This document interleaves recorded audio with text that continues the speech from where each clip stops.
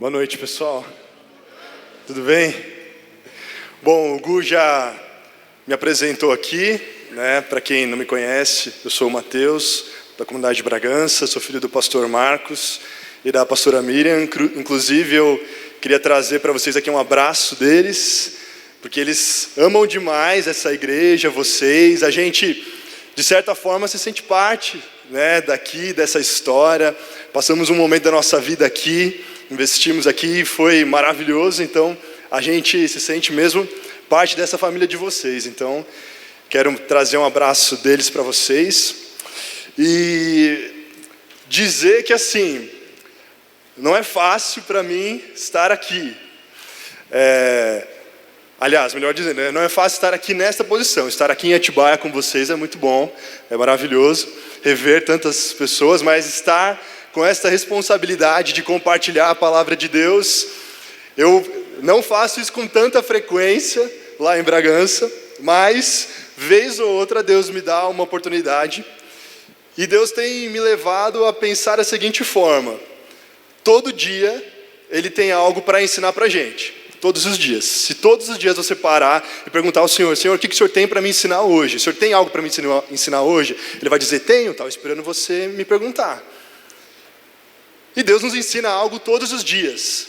E a palavra de Deus diz que é muito melhor nós darmos do que nós recebermos.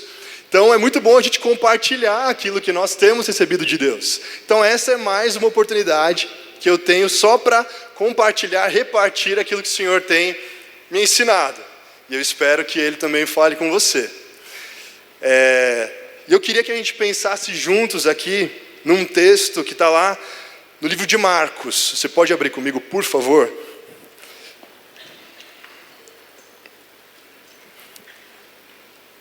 Deixa eu colocar Marcos no capítulo 4.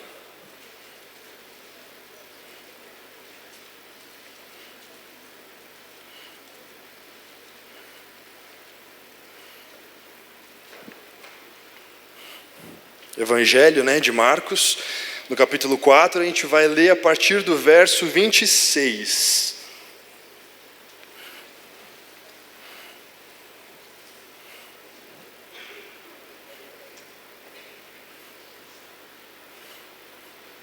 Todo mundo achou? Sim?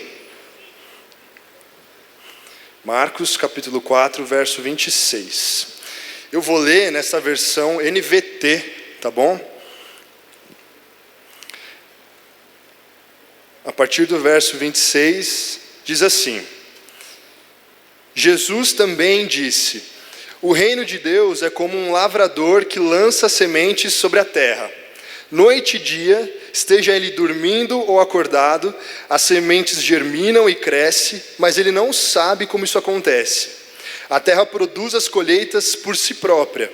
Primeiro aparece uma folha, depois se formam as espigas de trigo, e por fim o cereal amadurece. E assim que o cereal está maduro, o lavrador vem e corta com a foice, pois chegou o tempo da colheita. Aí verso 30, Jesus disse ainda: como posso descrever o reino de Deus? Que comparação devo usar para ilustrá-lo? É como uma semente de mostarda plantada na terra. É a menor das sementes, mas se torna a maior de todas as hortaliças, com ramos tão grandes que as aves fazem ninhos à sua sombra. Até aqui. Bom, e aqui é mais um momento que Jesus usa de parábolas, né, para ensinar as pessoas que estavam ao redor dele. E Jesus, ele ilustra o reino de Deus de diversas formas, de diversas maneiras, em diversas situações, através de diversas parábolas. Até um pouco antes, no capítulo 4, Jesus fala da parábola do semeador, que a gente conhece, né, que sai a semear e as sementes caem em diferentes lugares, né, e germinam ou não, dependendo de onde elas caem. Mas aqui, me chamou a atenção a maneira com que Jesus ilustra o reino de Deus, falando deste lavrador que lança sua semente. E na verdade, nessas duas parábolas, duas coisas para mim se destacam, e elas se relacionam de uma certa forma. A primeira característica que eu destacaria é de uma fluidez, uma naturalidade com que o reino de Deus acontece.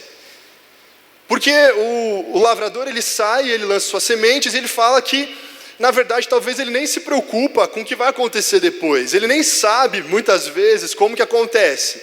Mas chega uma determinada hora que ele vê que aquilo está acontecendo, está florescendo. E quando ele vê que chegou a hora, ele vem com a foice e faz a colheita. E uma outra característica que se destaca, que seria na segunda parábola, seria a respeito de algo tão simples, uma simplicidade que Jesus ilustra através do grão de mostarda. Vocês já chegaram a ver um grão de mostarda? Vocês tiveram a curiosidade, se você já viu pessoalmente, se foi procurar? Eu cheguei um tempo atrás a procurar, e assim, é uma semente de 2 milímetros de diâmetro, é muito pequeno, muito pequeno. E Jesus fala que essa semente, que aparentemente tão pequena, tão simples, e que não tem nada de exuberante, quando ela é plantada, ela pode crescer, e pode gerar a maior das hortaliças, e dar abrigo às aves, e elas vêm, fazem ninho. Então isso diz respeito ao reino de Deus, porque o reino de Deus e o evangelho de Jesus é um evangelho simples, sim ou não? E na verdade essas duas coisas se complementam, porque o reino de Deus, por ser simples, ele se desenvolve, cresce com naturalidade e fluidez, e vice-versa. Por ser muito natural, ele a cada momento fica mais descomplicado, mais simples. E é isso que Jesus quer que a gente entenda aqui. Mas aí eu comecei a pensar, e eu achei lindo isso, e realmente é maravilhoso. Mas eu comecei a pensar que às vezes a gente acaba, na prática, não achando tão simples e tão fácil isso. Essa naturalidade, essa fluidez. Por exemplo, alguém aqui já plantou feijão no algodão? Quantos aqui já fizeram isso na escola alguma vez? Agora uma curiosidade minha, deu certo de vocês? Cresceu? Não, porque o meu nunca dava também. A minha nunca crescia, eu não sei se eu caía com uma semente meio podre, alguma coisa assim, mas nunca dava em nada. A minha, pelo menos, não. A gente começava lá a fazer algumas coisas, acho que era geralmente numa sexta-feira, para passar o final de semana, colocava lá numa janelinha, e aí na segunda todo mundo chegava ansioso para ver, e a minha nunca dava certo. Mas de quem dava certo, o pessoal chegava e falava, nossa, um milagre, não sei o quê, e todo mundo ficava maravilhado na primeira série, né? E é assim que Jesus compara o reino de Deus, ele acontece de forma fluida e natural.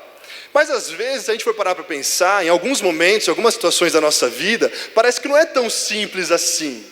Parece que a gente, por alguns momentos, tem que se esforçar e tem que, não sei o que acontece, a gente faz de tudo e meio que se mata para alguma coisa acontecer, para ver alguma coisa florescer, para ver algum resultado, e parece que é difícil. E aí Deus me levou a pensar sobre isso. Por que será que às vezes, em alguns momentos, a gente passa por essas situações em que parece que a coisa está truncada, some essa naturalidade, some essa fluidez que deveria acontecer, porque é assim o reino de Deus. E aí eu me lembrei de um texto que eu queria ler com vocês, que está lá em 2 Coríntios, no capítulo 4. A segunda carta de Paulo aos Coríntios, no capítulo 4.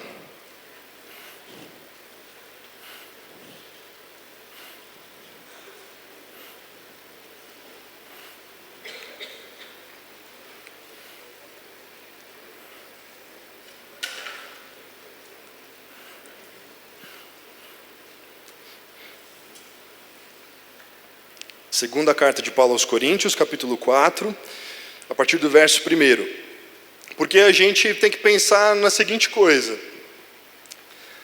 Se não é para ser complicado, né, se essas sementes que são lançadas, que, como diz a parábola, que são do reino de Deus, é para acontecer com naturalidade, talvez, em alguns momentos, o que a gente esteja semeando, a mensagem que a gente esteja transmitindo e disseminando, talvez não seja também a melhor.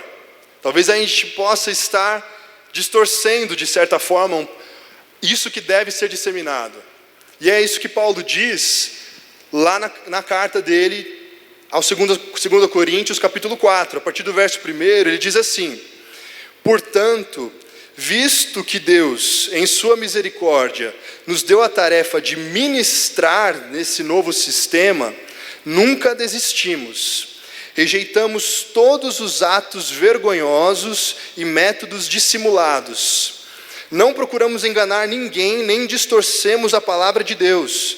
Em vez disso, dizemos a verdade diante de Deus, e todos que são honestos sabem disso. Verso 3. Se as boas novas que anunciamos estão encobertas atrás de um véu, é apenas para aqueles que estão perecendo. O Deus deste mundo cegou a mente dos que não creem, para que não consigam ver a luz das boas novas, não entendendo esta mensagem a respeito da glória de Cristo, que é a imagem de Deus. Então, quando a gente pensa sobre este texto, eu consigo pensar da seguinte forma: Paulo, ele está dizendo que a mensagem de Deus é proclamada de maneira fiel, sem nenhuma distorção, sem nenhum desvio, nada do tipo. Mas as pessoas parece que não aceitam, não acolhem esta verdade, mas porque elas estão cegas. O Deus deste mundo cegou o entendimento dessas pessoas, tirou delas o discernimento. E aqui eu começo a pensar que Paulo está tão convicto de que a mensagem de Deus está sendo enviada de forma verdadeira e fiel, que isso até salta como um alerta para a gente pensar o seguinte: se as pessoas não estão de alguma forma acolhendo esta verdade no seu coração, que seja única e exclusivamente pelo fato de que elas estão cegas, e não pelo fato de que talvez nós estejamos transmitindo alguma outra coisa. Não sei se está dando para entender mais ou menos. Essa é o alerta que deve surgir para a gente. Que se as pessoas elas estão com dificuldade de entender, que não seja por um erro nosso de comunicação, daquilo que a gente esteja transmitindo a essas pessoas. Porque quando a gente transmite as verdades do Evangelho, o resultado é inevitável, ocorre crescimento, ocorre libertação, ocorre salvação. E se por acaso as pessoas não estão recebendo isso, é por outros motivos, mas nós estamos enviando a elas, permitindo que elas conheçam a mensagem do início ao fim. Porque é até uma frase que eu ouvi de um amigo um tempo atrás, quando a gente fala, sobre esse Evangelho de Jesus, as boas novas da cruz. Quando você vai falar sobre o Evangelho a alguém que ainda não ouviu, se no final disso tudo, essa pessoa ainda por algum motivo estiver se sentindo culpada, triste, com uma carga nos seus ombros, talvez a gente não tenha transmitido esse Evangelho do começo ao fim. Talvez tenha faltado alguma coisa. Porque quando a gente expõe o Evangelho de Jesus, do início até o final, a sua obra completa, não tem como, as pessoas se sentem amadas, as pessoas se sentem perdoadas, as pessoas se sentem acolhidas, um peso é tirado das costas delas, elas se sentem em paz, elas se sentem alegres. É isso o que o Evangelho de Jesus traz para o nosso coração e traz para o coração das pessoas. E às vezes, eu não estou dizendo que a gente distorce conscientemente a palavra de Deus, não é nada disso. O que eu estou querendo dizer é que às vezes a gente passa por algumas situações da nossa vida, momentos que são difíceis, e nesses momentos a gente pode muitas vezes transmitir alguma mensagem que para as pessoas pode chegar de uma maneira diferente. Vou dar um exemplo, bobo, mas é um exemplo. Estava lembrando quando eu era criança, e eu estava na casa de um amigo, e tinha um outro amigo, um primo dele, e a gente estava brincando, jogando videogame, alguma coisa assim. E a gente era criança. E a gente estava jogando alguma coisa ali e a gente tinha combinado de ser parceiro no jogo. Era um jogo que assim, dava para a gente se matar, mas a gente combinou de não se matar no jogo para ser parceiro para continuar o jogo. E aí, este terceiro, que não era amigo meu, era primo de um amigo, ele veio e me matou. Ele descumpriu o combinado. E naquela hora eu fiquei com tanta raiva, eu fiquei meio nervoso. E aí eu virei para ele e falei assim: quem mente é filho do diabo, viu? E aí, isso pronto, já era. O menino, ele ficou tão traumatizado, ele começou a chorar. E aí ele foi contar para a mãe dele que eu xinguei ele de filho do diabo. E aí a mãe dele conversou com a minha mãe. No fim, eu fui disciplinado, porque eu falei aquilo para ele, só que eu ouvia isso da minha mãe. Então ela que tinha me falado, e eu ainda fui disciplinado, porque eu reproduzi. Mas naquele momento, um exemplo bobo para a gente pensar. Eu não tinha consciência do que estava acontecendo ali, mas eu transmiti uma verdade, mas eu estava moldado por um sentimento de raiva, de frustração, e aí eu falei algo que causou um pânico no menino. E depois eu nem tive mais a oportunidade de encontrar com ele de novo para me retratar, pedir desculpa, falar: não é assim, você é filho de Deus, Jesus te ama, não pude mais, né? E também, só fazendo um adendo, a minha mãe falava isso para mim, mas ela me explicava direitinho, não era na base do terrorismo, nada disso. Ela me explicava, ela contextualizava, mas na hora da raiva eu mandei essas para ele, porque ele tinha mentido, então ele era filho do diabo. E às vezes, o que eu estou querendo dizer é que às vezes a gente faz isso. Às vezes a gente está passando por um momento que é difícil para a gente, que a gente se sente frustrado, a gente se sente desanimado, a gente se sente desencorajado, triste, magoado com alguma coisa, e talvez nesse momento a gente acabe transmitindo uma mensagem que ela não vai atingir o resultado que deveria. Ela não vai, de certa forma, florescer e crescer, porque as pessoas talvez não aceitem aquilo que a gente fale, porque talvez a gente distorça algumas coisas. Então, esse deve ser o lembrete, aquilo que a gente deve sempre trazer à nossa memória. O que é que eu estou transmitindo, como é que eu estou transmitindo. E para a gente não errar, Paulo, depois que ele diz tudo isso, que nós não distorcemos a palavra de Deus, e que as pessoas estão cegas, Paulo, na verdade, ele até dá uma dica para a gente do que é, aí sim, que a gente deve falar. Qual deve ser a nossa proclamação? Porque daí ele continua lá no verso 5 do capítulo 4. Está aberto aí ainda, né? Então no verso 5, Paulo fala assim: não andamos por aí falando de nós mesmos, mas proclamamos que Jesus Cristo é Senhor e que nós mesmos somos servos de vocês por causa de Jesus. Então aí sim fica claro qual deve ser a verdade a ser proclamada por cada um de nós. A verdade absoluta do nosso coração. Primeiro, que a nossa vida não diz respeito mais a nós mesmos. Paulo fala, nós não andamos por aí falando de nós mesmos. A gente não tem mais nada a ver. Não tem a ver com aquilo que eu posso conseguir de bens materiais, não tem a ver com aquilo que, o status que eu posso alcançar, não tem a ver com as conquistas, de relacionamentos amorosas que eu posso conseguir em Jesus. Agora eu me converti e desencalhei. Não tem a ver com esse tipo de coisa, não tem a ver com com o fato de nós tentarmos transmitir para as pessoas a mensagem de que nós somos normais. Vocês conseguem entender? Que às vezes a gente se preocupa tanto com o fato de transmitir às pessoas de que a gente não é ET, de que a gente não é daqueles estereótipos, que as pessoas imaginam. A gente se preocupa tanto com isso, em querer parecer normal, que a gente, na verdade, se preocupa mais em mostrar aquilo que a gente não é do que aquilo que a gente é.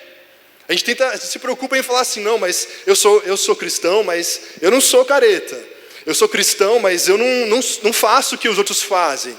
Eu sou cristão, mas eu não sigo essas regras.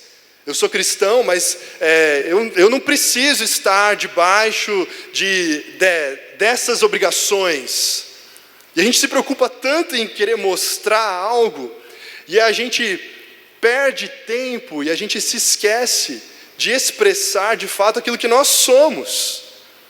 E é o que Paulo nos orienta a fazer. O que nós devemos proclamar para as pessoas são duas coisas: que Jesus Cristo é o Senhor, e que agora nós somos servos por causa de Jesus. Então, a coisa mais importante, mais principal, agora não diz nada mais a respeito sobre nós. Tudo é sobre Jesus. Jesus é o centro de todas as coisas. Foi Ele que nos salvou. Foi Ele que nos transformou. É sobre aquilo que Ele fez por nós. É sobre aquilo da onde Ele nos tirou. O que Ele fez na nossa vida. Como Ele nos perdoou. Como Ele nos amou. Como Ele nos trouxe até aqui.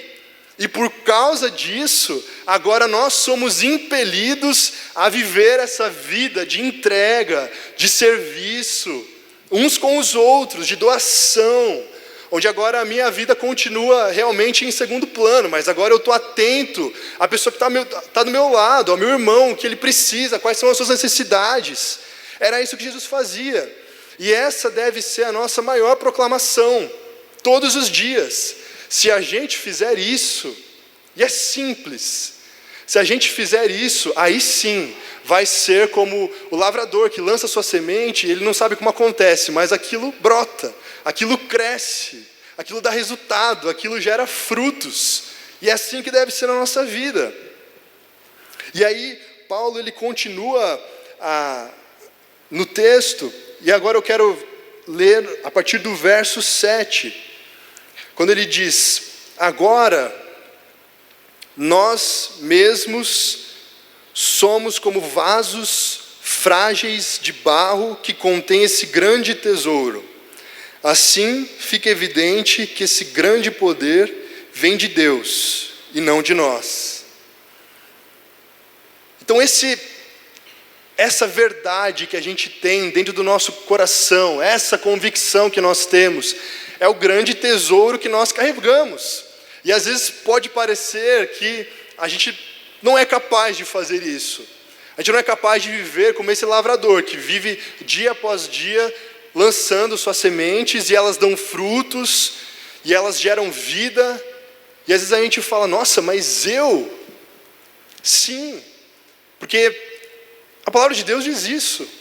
Às vezes a gente não se acha capaz de poder viver dessa maneira, mas a palavra de Deus diz que sim, que nós somos.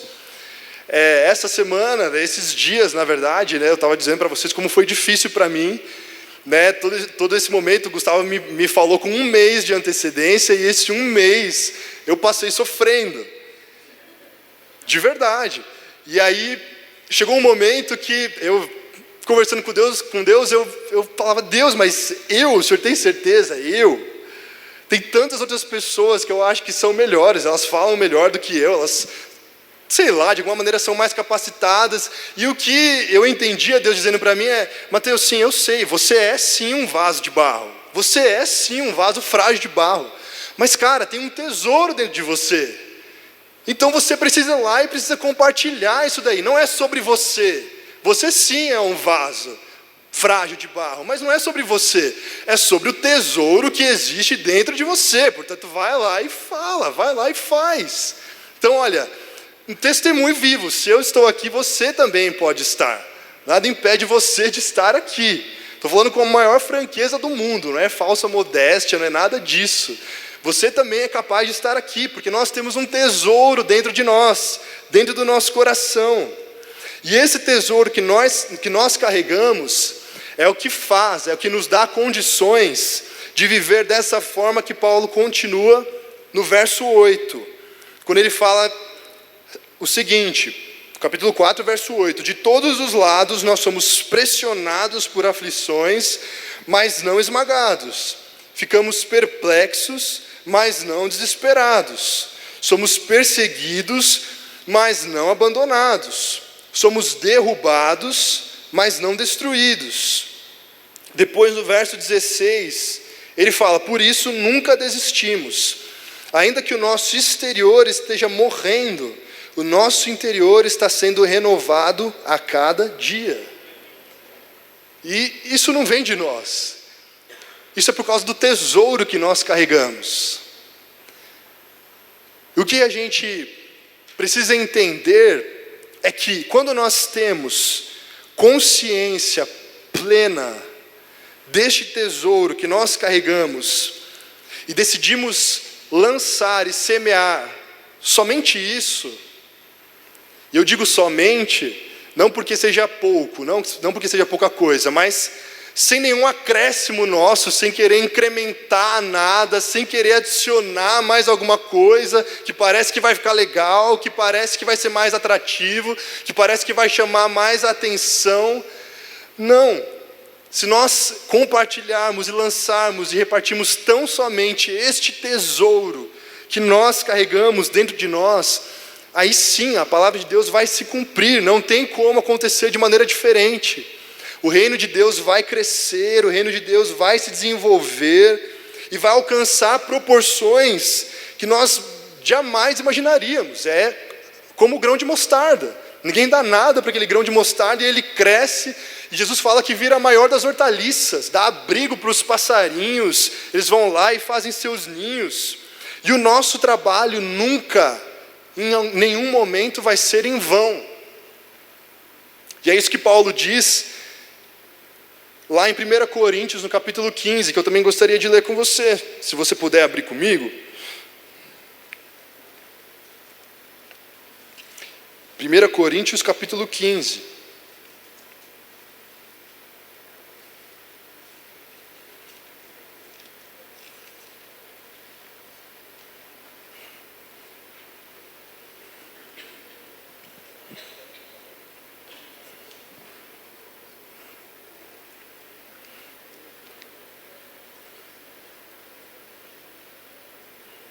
Primeira Coríntios, capítulo 15, no verso 58. É o último verso do capítulo 15.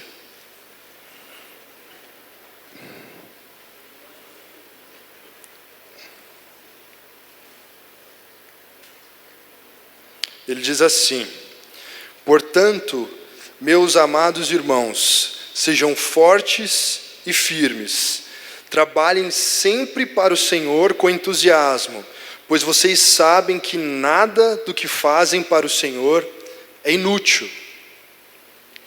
Nada, absolutamente nada do que nós fazemos para o Senhor é inútil. E eu fico pensando sobre o lavrador da parábola. Ele lança a semente e ele não sabe quando as coisas vão acontecer. Ele simplesmente lança. Talvez alguns dias ele se preocupe, talvez alguns dias ele fique mais ansioso, talvez alguns dias ele seja tomado de um sentimento no coração dele de que, eu acho que não vai dar em nada, eu acho que não adianta, eu acho que não vai crescer nada dali, acho que não vai florescer. Porque Jesus fala que gradativamente as coisas vão acontecendo. Primeiro surge a folha, depois surge a espiga, depois surge o cereal, mas a gente não sabe exatamente o tempo disso acontecer. Às vezes demora mais tempo do que o previsto, às vezes demora mais tempo do que a gente imagina que pudesse levar. E nesse meio tempo, se a gente não se atentar, a gente pode ser levado sim a pensar que o nosso trabalho pode estar sendo em vão. Não está adiantando de nada. Mas a grande questão é que o lavrador, ele sabe daquilo que ele está fazendo. Ele tem convicção do seu papel, do que ele foi destinado a fazer. E ele não se preocupa com mais nada, ele simplesmente cumpre com aquilo para o qual ele foi designado. Ele vai lá e lança a semente.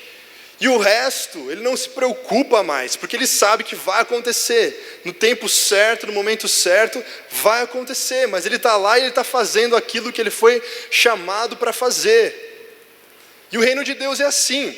O reino de Deus, gente, é algo inevitável, né? Jesus, ele falava lá no livro de Lucas, né, capítulo 17, quando os fariseus perguntam para Jesus, como é que a gente pode saber que o reino de Deus está vindo? Como que a gente consegue discernir? Jesus fala assim, o reino de Deus, ele não pode ser detectado por sinais visíveis. Você não pode dizer, ele está acontecendo ali, ele está acontecendo lá. Não, porque ele já está no meio de vocês. E o reino de Deus simplesmente acontece. E Deus, teoricamente, não precisaria de nada para que acontecesse. Mas, como a gente sabe que Deus, Ele nunca faz nada sozinho, Ele não gosta de trabalhar sozinho, foi até por conta disso que Ele nos criou, para que nós pudéssemos cooperar com Ele. Ele nos dá essa oportunidade de trabalharmos juntos com Ele, de nos comprometermos junto com Ele, de nos envolvermos junto com Ele para que isso aconteça. E nós adquirimos esse papel daqueles que semeiam, daqueles que vão lá e lançam as suas sementes e simplesmente aquietam o coração, crendo que o Senhor é aquele que vai fazer o resto. E o nosso trabalho não é em vão. Então,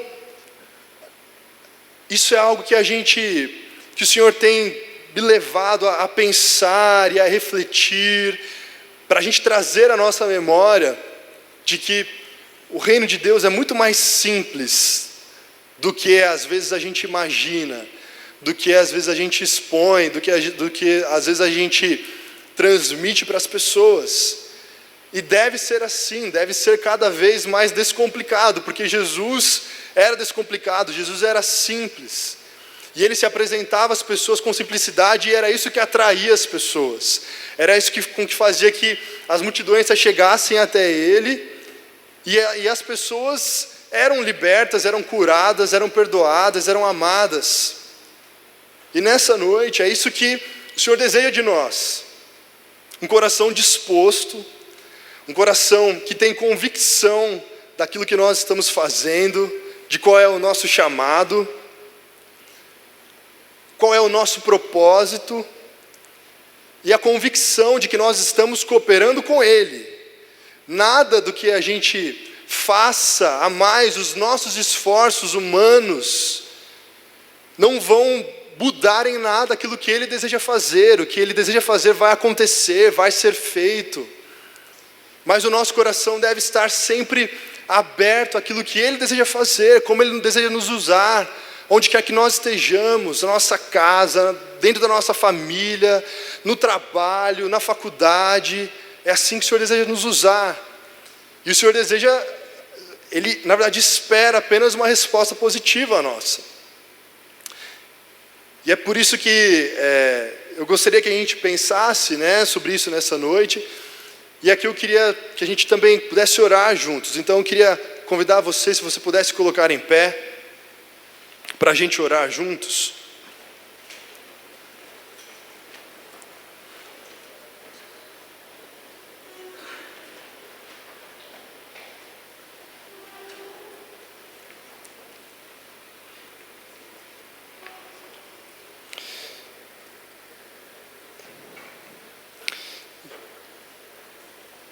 E a verdade, o fato é que todos nós, sem exceção, fomos chamados para semear, para sermos lavradores. Todos nós. Acontece que talvez, como a gente pensou, talvez no meio do caminho, a gente tenha se levado, a gente tenha sido envolvido por situações, por dificuldades. E a partir dessas situações, desses momentos, a gente deixou de transmitir esta mensagem do Evangelho que é simples. A gente passou a, de certa forma, transmitir uma outra mensagem.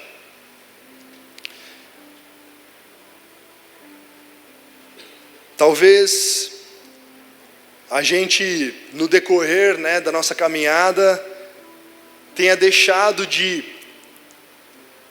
transmitir uma mensagem no qual Jesus Cristo é o centro de todas as coisas, e no qual nós agora vivemos em serviço uns com os outros, né? Nesse compromisso, nessa aliança de entrega, de doação. Talvez a gente esteja aqui e ouvindo isso, que todos nós fomos chamados para semear, mas talvez a gente consiga se enxergar somente como o vaso frágil de barro e com um monte de defeitos e com alguns lugares que estão quebrados e que parece não servir, parece ser inútil. Talvez a gente se esqueça do tesouro que existe dentro de nós. E talvez a gente também esteja aqui com algum sentimento de que o que nós estivemos fazendo até então não valeu de nada, foi em vão, não gerou nenhum resultado, não gerou vida, não produziu frutos. E talvez isso possa estar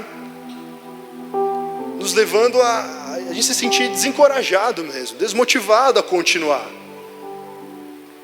Mas nada disso é verdade. E é nesse sentido que eu quero orar por você nessa noite. Queria te convidar você a fechar os seus olhos, falar com o Senhor. E abrir o coração, dar espaço ao Senhor Jesus, ao seu Espírito Santo, para que Ele venha e traga esta convicção de que existe um tesouro dentro de nós, que Ele traga essa convicção de quem nós somos, essa identidade de quem nós somos, o propósito para o qual nós fomos chamados. Essa é a nossa vida, esse é o legado que Jesus confiou a nós, essa é a nossa missão. Todo o resto é importante, mas fica em segundo plano. O mais importante é aquilo que o Senhor confiou nas nossas mãos. E eu quero te convidar agora a falar com o Senhor, abrir o seu coração, expor os seus sentimentos, aquilo que talvez esteja te deixando triste, chateado. Talvez você tenha um sentimento de que, acho que não é para mim, acho que essa não é a minha missão, acho que eu não faço parte disso. Ou talvez você nessa noite reconheça que talvez por diversos motivos, diversas situações, você foi levado de maneira talvez frustrado, talvez chateado, desmotivado, a transmitir algo diferente do que seria aquilo que é Jesus de fato. Então eu quero te convidar a falar com Ele nessa noite. Senhor, nós te agradecemos por essa noite. Te agradecemos porque o Senhor nos trouxe aqui. Te agradecemos pela Tua palavra, Senhor. Te agradecemos porque a Tua palavra é um espelho, onde nós podemos olhar para nós mesmos, onde nós podemos ser confrontados, onde aquilo que existe, que não vem de Ti, pode ser mudado, pode ser transformado. E Senhor, nessa noite nós queremos reconhecer e queremos novamente trazer ao nosso coração a convicção de que o Teu reino é um reino de paz, é um reino de bondade, é um reino de justiça, é um reino de amor, é um reino de perdão, é um reino de aceitação. O Teu reino é muito mais simples do que às vezes a gente imagina. Senhor, nos perdoe porque muitas vezes nós complicamos tantas coisas, tantas vezes nós somos levados por situações que nos levam a transmitir um evangelho que é complicado para as pessoas. Um evangelho que talvez seja difícil de ser abraçado, de ser acolhido. Mas nessa noite nós te pedimos que teu Espírito Santo volte os nossos corações ao Senhor. E que, Senhor, a partir de agora, a maior proclamação do nosso coração seja sobre o Senhor Jesus, sobre o grande milagre que Ele fez na nossa vida, sobre quem Ele é para nós, sobre o que Ele fez dentro de nós, dentro do nosso coração, de como Ele mudou a nossa história, como Ele mudou o nosso contexto, de onde Ele nos tirou, para onde Ele nos trouxe, como Ele nos perdoou, como Ele nos amou, e como Ele deseja que as pessoas experimentem isso.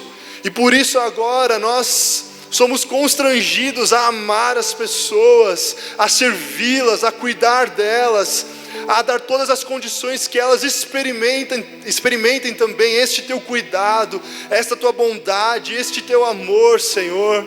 Que a nossa vida não seja mais sobre nós mesmos, sobre os nossos interesses, sobre aquilo que nós precisamos conquistar, sobre aquilo que nós temos que correr atrás. Senhor, que a nossa vida seja uma vida de doação, de entrega, assim como Jesus fez, uma vida de compaixão por aqueles que estão à nossa volta, Pai. Senhor, nos traga a convicção, a consciência de que temos um grande tesouro dentro de nós. Este tesouro é o próprio Deus que veio habitar dentro do nosso coração, que veio nos dirigir, que veio trazer a resposta, que veio trazer esperança, e que seja este tesouro que nós possamos compartilhar, Senhor, com as pessoas que estão à nossa volta, que seja este tesouro que elas recebam, Pai, e que possa fazer com que suas vidas também sejam transformadas, Jesus. Nos livra, Pai, nos livra de todo sentimento de que o nosso trabalho talvez tenha sido em vão, de que talvez tudo que nós façamos, todos os nossos esforços, tudo aquilo que nós investimos até aqui não valeu de nada. Senhor, nós sabemos que isso não é verdade. A Tua palavra diz que todo o nosso trabalho para o Senhor nunca é em vão, Pai. E nessa noite nós te pedimos, transforma o nosso coração. Nós queremos render tudo que nós somos, tudo que nós temos diante de Ti. Queremos dizer que o Senhor pode contar conosco, Pai. Nós queremos ser parte, fazer parte daquilo que o Senhor está fazendo. Nós queremos participar daquilo que o Senhor está fazendo. Nós queremos ser instrumentos nas Tuas mãos. Usa a nossa vida, Pai, como lavradores que lançam a semente e não se preocupam com o que vai acontecer depois, mas simplesmente lançam a semente, crendo que o Senhor fará todo o resto. E o Teu reino, que é sobrenatural, vai crescer, vai prevalecer, vai alcançar, vai se estender. Em nome de Jesus, Pai. Essa é a nossa oração nessa noite. Nós te agradecemos, nós te louvamos. Em nome de Jesus. Amém.